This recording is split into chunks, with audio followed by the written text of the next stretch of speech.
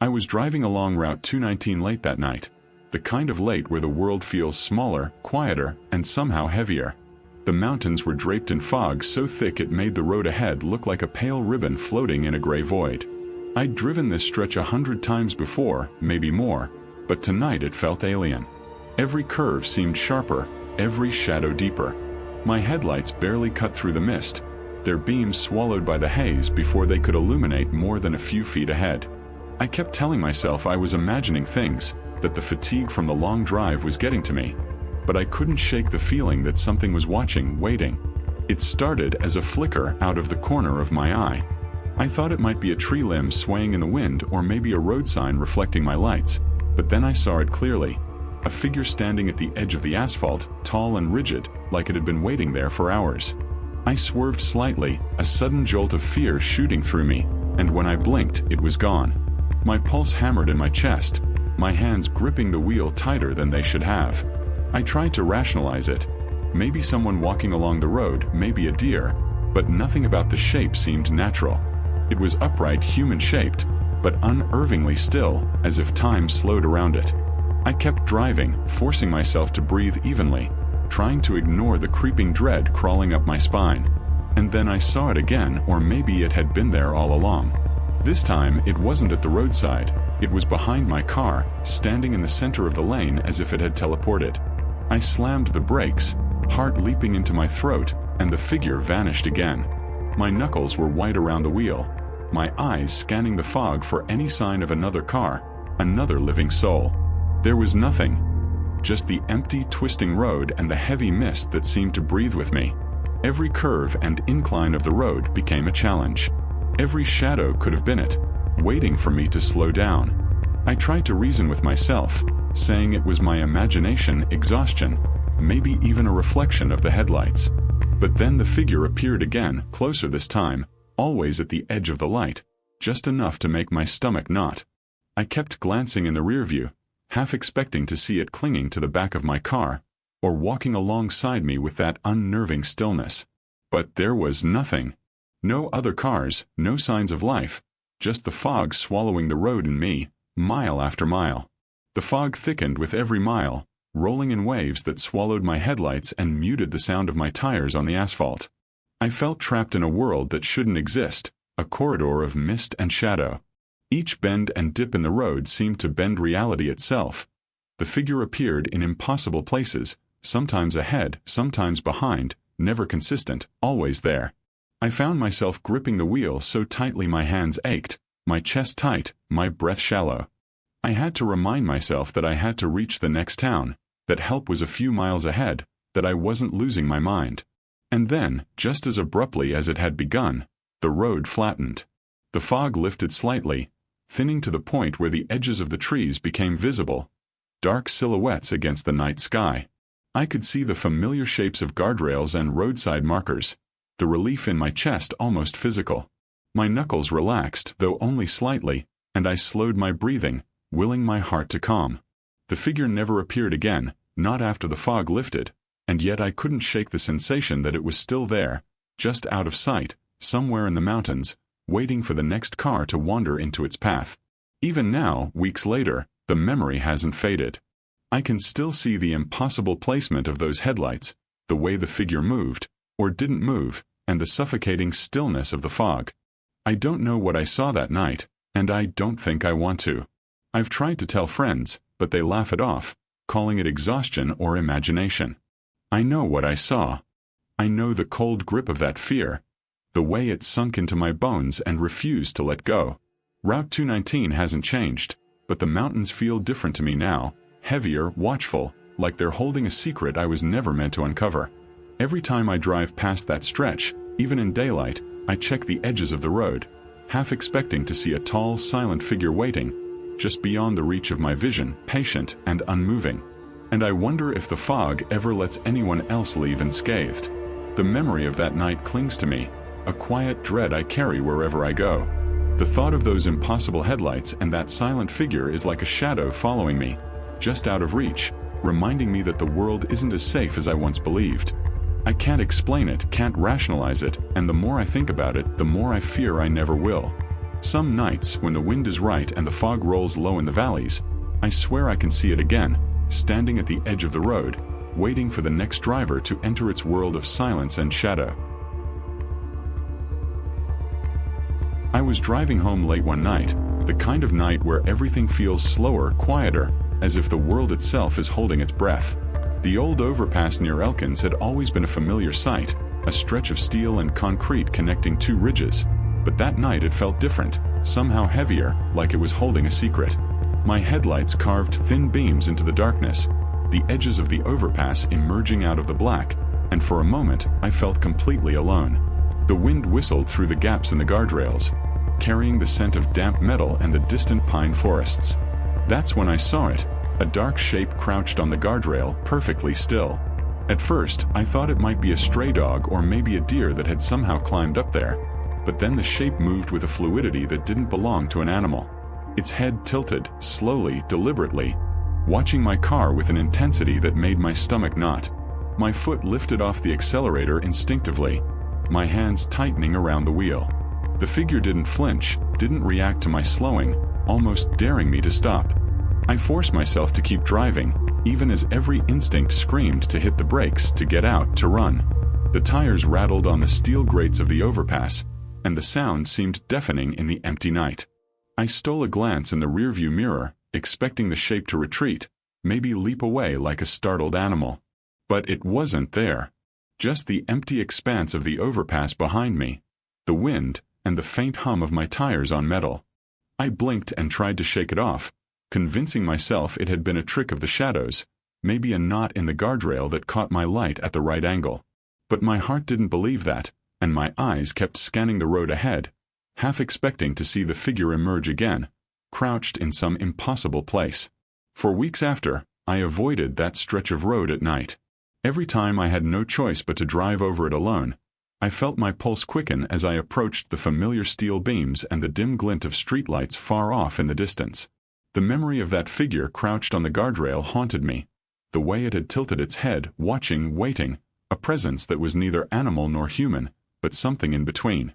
I would catch myself imagining it there, crouched silently, daring me to stop, daring me to look closer. I've driven that road countless times during the day since then, and it feels empty, ordinary, yet the memory lingers, a shadow I carry with me. I think about what it might have been. A person, lost and desperate, hiding?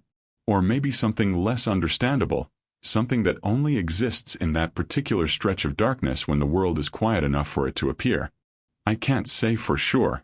What I do know is that every time I come close to that overpass at night, even when I try to convince myself it's nothing, a knot forms in my stomach, and my eyes search the guardrails for a shadow that shouldn't be there. I don't tell many people about it. Most would laugh it off, chalk it up to a tired mind or the trick shadows play when fog and light collide. But I know what I saw. I felt it too, the weight of that presence, patient and unwavering. I can still picture it crouched there, a dark shape against the faint gleam of metal, the way its head moved almost deliberately, like it was measuring me, testing my reaction. It's the kind of memory that doesn't fade, that lingers at the edge of perception, and every time I think about it I feel the same unease, the same hollow dread. Sometimes, when the night is particularly still and the wind whispers just right through the ridges, I imagine it's still there, crouched on the guardrail, waiting for the next car. I picture it tilting its head, patient, observing, as if it's been there for years and will be there for years more. I try to tell myself it's impossible, that nothing could remain in that state, hidden on a bridge like that without moving. But the memory of it, the way it watched, refuses to let me. Every shadow on the road becomes suspect, every glint of light on the guardrail a reminder. I've never felt the same driving alone at night after that. There's a hesitance in my movements, a wariness I never had before. The overpass isn't far from my route, but I sometimes take longer, less familiar roads just to avoid it. The thing I saw there may never be explained, and maybe that's the worst part. It's not the sight itself that scares me, but the uncertainty, the not knowing. The memory lingers, sharp and unyielding, a reminder that the mountains have their secrets, and sometimes those secrets are patient enough to wait for anyone daring enough, or unlucky enough to pass through. Even now, years later, the image comes back. A crouched silhouette, dark and silent, against the faint glimmer of the steel guardrail. I see it out of the corner of my eye sometimes when driving at night, just for a fleeting second, enough to make my stomach twist and my hands tighten on the wheel. I can't explain it, can't rationalize it, and I don't try anymore. Some things aren't meant to be explained. Some shadows exist only to remind you that the world is bigger, quieter, and stranger than you want to admit, and that even a familiar road can hold a presence that watches, waits, and never blinks. I was driving down one of those back roads outside Beckley late at night, the kind of road that twists through the hollows and climbs over ridges where the trees crowd close and the world feels narrower, smaller. The air was sharp and cold, carrying the damp smell of pine and wet earth, and the headlights carved narrow tunnels through the dark. My radio was set to a local station, a low hum of music and chatter to keep me company on the long stretch, but then it started. A flicker of static at first, nothing unusual on these old back roads, but then a faint whisper threaded through the static. At first, I thought it was part of the station, some strange interference, a DJ speaking in a low, muffled tone. I turned the dial slightly, expecting to lose the signal, but the whispers followed, soft and urgent, rising above the static with a persistence that made my stomach twist. I tried to convince myself it was just interference from the hills, or maybe the wiring in my car acting up. But the voices weren't words I could make out. They were murmurs, urgent, breathy, like someone was close behind me, speaking just low enough to almost, but not quite, be understood. I kept glancing in the rearview mirror, expecting headlights or the silhouette of another car, but the road behind me was empty. Just trees, their bare branches moving in the wind, shadows stretching across the asphalt, and that faint, low hum of static that pulsed with the whispers. My pulse picked up, and I found myself gripping the steering wheel tighter, scanning the edges of the road for anything moving. The whispers didn't stop. They grew louder, clearer, almost forming shapes, patterns, syllables I couldn't quite grasp. It felt like the voices were riding the curves of the road with me, bending and twisting along with the hills. I caught myself imagining a figure emerging from the dark, crouching between the trees, watching me, maybe following. I shook my head, telling myself it was impossible, that no one could be out here, not at this hour on this stretch of road. Yet the voices didn't relent. They followed me, threading into my thoughts, urgent and fleeting, like a warning or a demand I couldn't understand. I pulled over once, just to get a grip on myself, rolled the windows down and listened. The night was silent, save for the wind through the pines and the occasional rustle of wildlife in the brush. No one was there, no other cars, no figures, nothing to explain the voices in my radio. I turned the dial again, trying to escape the static, but it seemed to wrap around me, impossibly persistent. I put the car back in gear, my knuckles white around the wheel, my heart hammering, and kept driving, telling myself I'd reach the next gas station, the next light, the next sign of life. Anything to feel human again, anything to escape this creeping, impossible dread. When I finally pulled into a small, deserted gas station on the outskirts of town, I cut the engine and sat for a long time, listening. The static faded, but I felt no relief. The whispers hadn't gone. They had followed me off the road, settling in the shadows of the parking lot, in the cold corners of my mind. I looked around, half expecting to see someone standing there, watching, waiting. But there was nothing. Just the fluorescent flicker of the pumps, the empty street beyond, and the faint smell of gasoline mingling with the night air. I never could explain it. Maybe it was a technical glitch in the radio, some signal bouncing off the hills. Maybe it was the isolation, the long night, the way your mind plays tricks when you're alone and tired on back roads like that. But I know what I felt, the closeness of the voices, the sense that someone or something was right there with me, unseen but attentive, pressing just on the edge of perception. I never drove that road alone after dark again. Even during the day, I remember the bends, the trees leaning in, the way the hills seem to swallow sound, and I feel that same knot in my stomach. Sometimes, when I'm alone in my car and the night is still, I swear I can hear the faintest whisper in the radio, the same low murmur threading through the static, just enough to make me glance over my shoulder, half expecting to see eyes in the trees, or someone crouched on the side of the road. But there's nothing, only the road stretching ahead and the memory of that night pressing down on me like the fog that sometimes rolls in over the ridges. It's left me with a quiet dread, a lingering awareness that the back roads of Appalachia hold more than empty silence, and that sometimes the things you think are mistakes in perception are closer to the truth than you'd ever want to admit. Even now, when I drive those roads, carefully, slowly, trying not to think about it, the memory rises again. The whispers, impossible and persistent, threading through the static, following me along curves that I've memorized for years. And I can't explain it, can't rationalize it, and I've stopped trying. Some things don't need explanation. Some things exist to remind you that solitude is fragile, and the mountains have a way of listening, of responding, of letting you know that even when you think you are alone, you might not be. The memory has stayed with me, stubborn and insistent, a shadow cast over every night drive. The back roads outside Beckley are the same as they always were. Empty, winding, lined with trees, but they carry that same quiet tension now. That same reminder that even the simplest night can harbor something you weren't meant to encounter. A presence folded into the static, hidden in the shadows, just out of reach, yet impossibly close. The first time it happened, I didn't know if I'd imagined it. The second time, I would have sworn it wasn't me. And even now, every time I hear static in a car radio, I tense, expecting those low, urgent murmurs, and I remember what it's like to feel watched on a road where no one else exists, where only the trees, the fog, and the whispers keep company.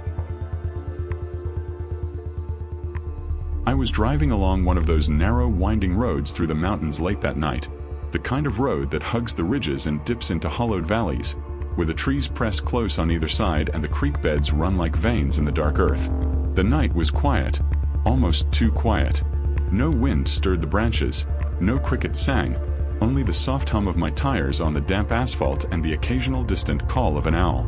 The headlights cut a thin path through the darkness, illuminating the edges of the road and the occasional glint of water where the creek ran alongside. I'd driven this road 100 times before, but something about the stillness made it feel unfamiliar, like the mountains were holding their breath. As I rounded a bend where the road sloped down toward a small creek, I saw them. Two glowing points of light reflecting off the water, fixed and unblinking, staring straight at me from the far bank. My foot slammed the brakes before I even realized I was slowing, and the tires skidded slightly on the wet asphalt. Heart hammering, I leaned forward in my seat, eyes wide, trying to convince myself it was just a reflection from my own headlights or some kind of trick of the water. But the eyes didn't move like reflections. They were deliberate, focused, intelligent. They held my gaze in a way that made my stomach tighten, a feeling I've never forgotten. I stepped out of the car, the night air sharp against my skin, and walked slowly toward the creek, shining my flashlight across the muddy bank.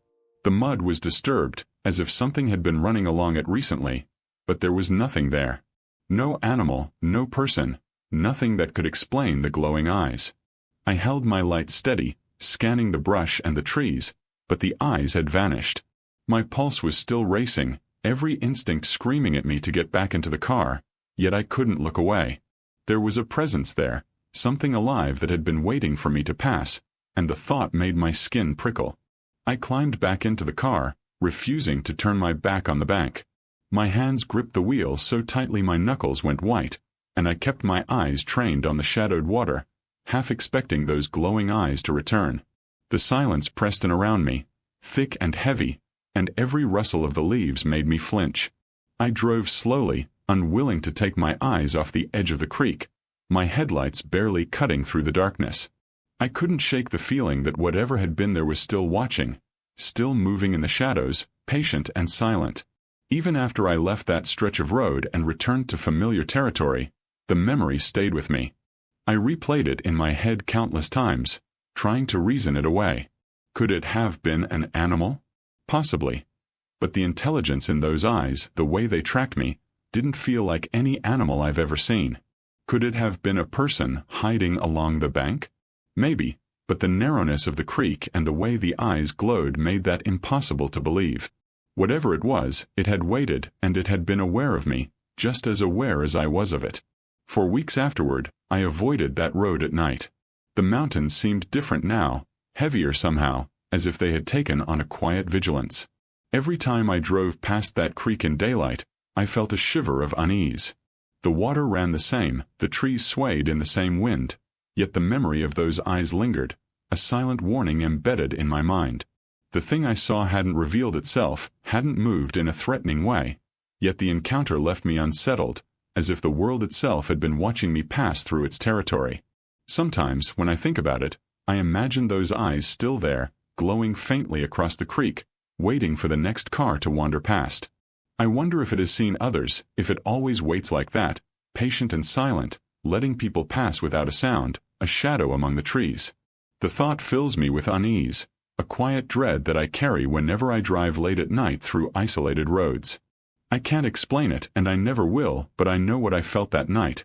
The way those eyes held me, measured me, and let me go with nothing more than the memory. Even now, years later, I feel the trace of that night when I'm alone in the car and the mountains press close on either side. A sudden reflection in the water, a glint between the trees, anything that might resemble those glowing eyes makes my heart beat faster. My hands tighten on the wheel. I know it's only memory, but it doesn't feel that way. It feels alive, like it's still out there, waiting for the next person foolish enough to drive past that creek alone in the dark, ready to observe, patient and unblinking. The memory of that night has stayed with me, quietly haunting, a reminder that the mountains hold more than just trees and streams. They hold something else, something patient and watchful, and though I've tried to tell myself it was just my imagination, I can't shake the certainty that it was real. That night, in that quiet, too quiet darkness, I saw eyes that weren't human and felt a presence that hasn't left me since. And I know now, when driving alone in the mountains after dark, to never assume I am truly alone, because something in those hollows is always watching, always waiting, and sometimes, just sometimes, it lets you know you've been seen. I was driving along a winding road outside Morgantown late that night, tired from a long day but too far from home to stop, when I caught sight of a slow-moving truck ahead. Its taillights glowed dimly through the curve in the road, and at first, I thought nothing of it. Just another vehicle making its way home. The road was narrow, twisting through the hills, and the dark trees pressed close on either side, creating shadows that seemed to move with the headlights. I fell into the rhythm of following the truck, its red lights bobbing over the curves, and for a while it felt ordinary, almost comforting, to have another presence on the road. Then it disappeared. One moment, the taillights were there, slow and steady. The next, they weren't. I slammed on the brakes instinctively, checking my mirrors, the shoulder, the ditches. Anywhere I might have missed it. But there was nothing. The road stretched ahead, empty and silent, only the sound of my tires on asphalt and the wind brushing through the trees. I blinked a few times, trying to convince myself it was just a trick of the darkness, a curve that hid the truck from view for a second, but the way it vanished felt impossible. No turn, no sudden acceleration, nothing that could explain it, just gone. My pulse quickened, and I slowed to a crawl, scanning the road ahead and behind. For several miles, the emptiness pressed against me, thick and suffocating. Then, faintly in the distance, I saw the glow of lights again. It was the truck. I accelerated, trying to catch up, but no matter how fast I drove, it stayed just out of reach, headlights and taillights bobbing along the road, teasing me with that familiar slow rhythm. My stomach churned, an unease settling deep in my chest, and I realized I was gripping the wheel so tightly my knuckles hurt. I followed it like that for what felt like hours, though it could have only been minutes. The road twisted endlessly, and every bend brought the same sensation. The truck just ahead, too far to catch, moving in a way that made my mind question whether I was chasing it or it was leading me. The mountains loomed silently on either side, their shadows spilling across the road, and I couldn't shake the feeling that the world had narrowed to the asphalt, the trees, and those distant, haunting lights. I passed familiar landmarks, small hollows and creek crossings, yet the truck remained in the distance, almost taunting me with its persistence. Eventually, I reached a small diner, one of those places with a neon sign buzzing in the cold night air. I pulled into the lot, heart hammering, desperate to shake the unease. I parked, stepped out, and breathed in the frosty air, trying to convince myself I'd imagined it all, that exhaustion had played tricks on me. I watched the road, half expecting to see the truck's lights rounding the corner, but nothing came. The lot was empty except for my car and the faint hum of the neon sign. I waited there for what felt like an eternity, but when I finally got back on the road stretched out empty and silent, the truck nowhere in sight, as if it had never existed at all. Even now, I can't explain it. I've considered hallucinations from fatigue, a mirage caused by the curves and shadows, or even some kind of practical joke, though there's no one who would have had the chance to pull it off. The thing is, I remember the lights perfectly. The way they bobbed along the road, the steady, deliberate pace, the way I felt both drawn to it and repelled like it was guiding me somewhere I didn't want to go. Every detail is etched into my memory, from the cold mist clinging to the road to the rustle of the trees in the wind, every mile of that winding stretch haunted by those distant, uncatchable lights. Since that night, I've avoided driving that road after dark whenever possible. Even in daylight, the memory lingers, creeping into my mind when I pass similar curves or see lights flickering in the distance. I've imagined explanations. Maybe it was another driver on a parallel route, but the impossibility of it vanishing so completely, then reappearing just far enough to evade me, defies logic. Maybe it was something else, something about the hollows and hills that I don't understand, some quiet, patient presence that exists just at the edges of perception, appearing only to those who wander too far into the night. I still see it sometimes in the corner of my vision on other dark roads, a pair of lights, slow, unhurried, just far enough ahead to make my chest tighten and my hands grip the wheel. I've learned to slow down to keep my distance, but the memory stays, persistent and haunting, a quiet dread I carry with me. The vanishing truck wasn't threatening in any way I can describe, yet it left a deep, unsettling impression. An awareness that even on roads I've traveled countless times, in familiar places, the mountains and hollows can hold things I don't understand. It's that uncertainty that gets me, the not knowing, the way it vanished, the way it appeared again, always keeping the perfect distance. That night, the road wasn't just empty. It was patient, waiting, as if it had orchestrated the disappearance for some reason I'll never grasp. Even after all these years, the memory is so vivid that I can feel the same knot in my stomach when driving winding roads after dark. I've told a few people about it, but they dismiss it, call it tired eyes or imagination. But I remember the slow, unrelenting lights and the way they moved, and I know that whatever I saw, it wasn't ordinary. Now, when I drive at night and a vehicle moves too perfectly ahead, I can't help but remember that truck, how it disappeared and reappeared in a way that felt deliberate, almost knowing. The mountains, the curves, the shadows, they seem to hum with that same patient, quiet energy. And I realize that some roads hold memories or maybe something more, something that doesn't care whether you understand it. That slow, haunting drive has stayed with me, a reminder that even familiar roads can hide something you're not ready to see, and that sometimes, even when you think you're alone, something unseen is keeping pace with you, just far enough away to make you question everything you think you know about the night. I was somewhere between exhaustion and irritation when the tire finally gave out. A sharp pop, a wobble in the wheel, and that familiar sag in the steering told me I wasn't getting home without pulling over. It happened on one of those narrow stretches between Fayetteville and the gorge, where the woods close in on both sides and the guardrails look like they've been bending under the weight of decades. The night was cold, the kind that carries sound in strange ways, and when I stepped out of the car, the silence hit me like a wall. No crickets, no wind, nothing but the faint hum of the cooling engine. I found the flashlight in the glove box and crouched by the back tire, the beam casting long, shaky shadows over the gravel. I'd done this 100 times before, but something about that night felt different. The darkness wasn't just around me. It felt close, like it was listening. I had just loosened the first lug nut when I heard it. Crunching gravel, slow and deliberate, like someone taking measured steps behind me. I froze, heart pounding, before forcing myself to turn around. The beam of my flashlight cut through empty road. Nothing moved. No animal darted away.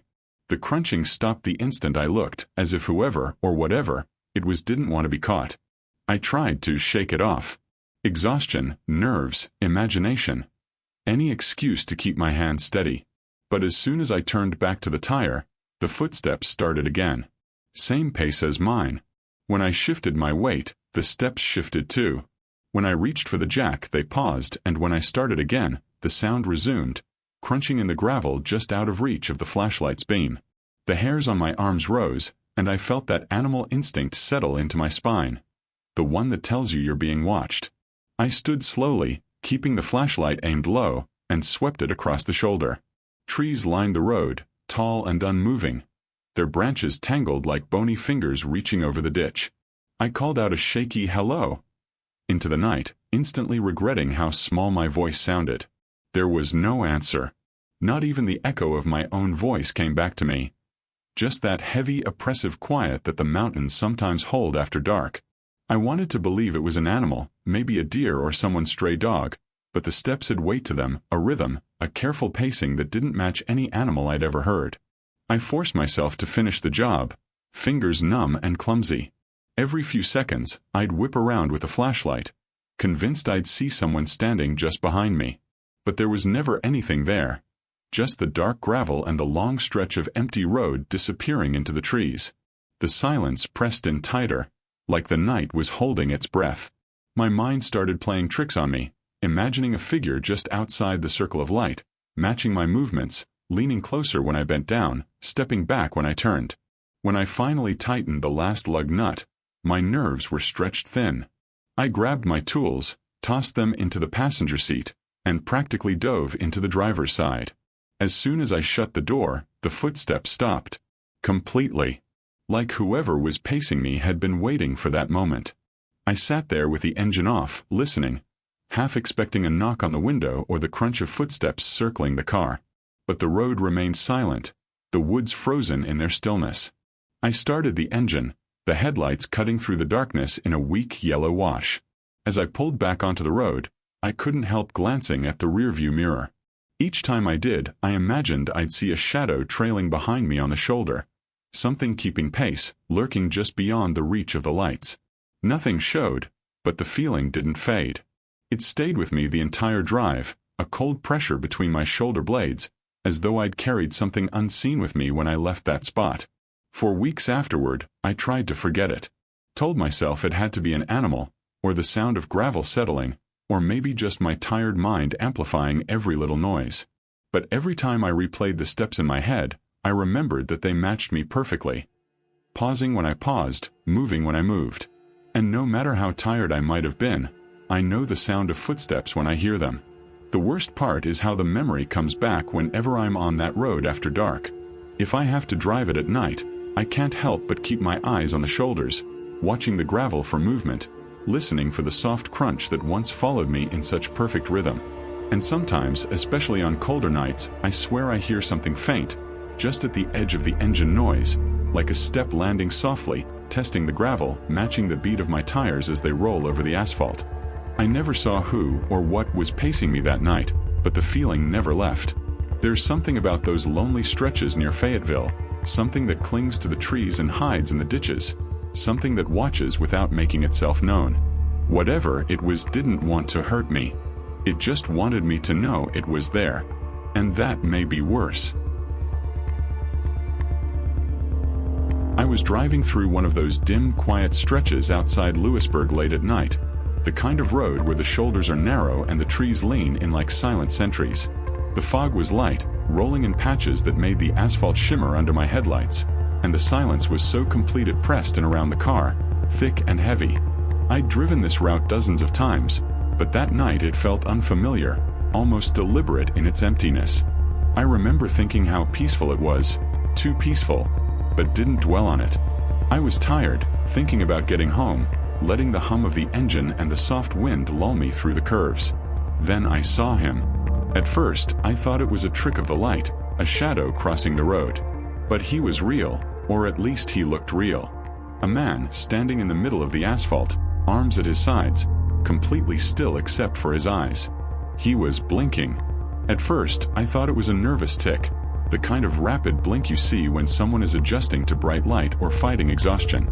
But as I drove closer, the blinking became unnatural, frantic, almost mechanical, like he was trying to communicate something with the rhythm of his eyes. My stomach twisted, and I slammed my foot on the brakes, the tires skidding slightly over the damp surface. I honked the horn, expecting him to jump, move, anything, but he didn't. He just stood there, blinking, staring at me with an intensity one couldn't explain. It wasn't anger, fear, or curiosity. It was something else, something urgent and demanding. I swerved slightly to avoid him, my pulse hammering, my hands tight on the wheel, and yet I couldn't take my eyes off him. The blinking seemed faster now, a frantic code I couldn't decode, a language I wasn't meant to understand. I felt an instinctive unease, a primal warning, the kind you get when the world suddenly feels dangerous in ways it normally doesn't. When I blinked myself, trying to look away, he was gone. Just the road, wet and gleaming under my headlights, the fog curling along the shoulders, and the echo of my own heartbeat in the silence. My hands shook as I gripped the wheel, trying to convince myself I'd imagined it, that the stress of the day and the darkness had played tricks on me. But the image was burned into my mind. The rapid, impossible blinks, the silent insistence in those eyes, and the way my instincts told me to flee even though no physical threat had been made. For weeks afterward, the memory haunted me. Every time I drove that road, I couldn't shake the thought of him standing there, blinking, waiting, silently communicating something urgent I could neither understand nor ignore. During the day, the stretch looked ordinary. Trees swaying in the wind, patches of sunlight glinting on the asphalt, but the memory transformed it. Every curve became suspicious, every shadow a potential presence. I imagined him at the edge of the road, just outside the circle of light, continuing that frantic, impossible blinking, and my stomach would not even though I knew the road was empty. I tried to rationalize it. Exhaustion, sleep deprivation, some trick of the streetlights and fog. But deep down I knew it was more than that. It was the timing of his blinks, the silent intensity of his gaze, the way the world seemed to pause around him, holding its breath. Even telling people about it felt wrong, like admitting it made it more real somehow. But the memory refused to fade. Sometimes, late at night, when the road is quiet and the fog rolls in, I swear I can see a flash of movement just beyond the headlights, a rhythm, rapid and urgent, almost imperceptible. And for a brief moment, the hair on my arm stands up, my pulse hammers, and I remember the man who blinked too fast. I remember the silent demand in his eyes, and the sense that he had been trying to warn me, or maybe test me, and that whatever it was patient, watching, waiting for someone else to come along, alone in the dark. Even now, the image comes back in moments I least expect. In dreams, when driving on other roads, or even when I'm sitting at home in quiet, thinking about how easy it is to be alone in the mountains and yet not be alone at all. I can't explain it, can't rationalize it, and I don't try. The man who blinked too fast exists in my memory, a warning, a lingering sense of unease, and a reminder that the roads of Appalachia, even familiar ones, hold things we aren't meant to understand. And sometimes, even when nothing seems wrong, something is waiting, watching, and blinking just fast enough to remind us of it.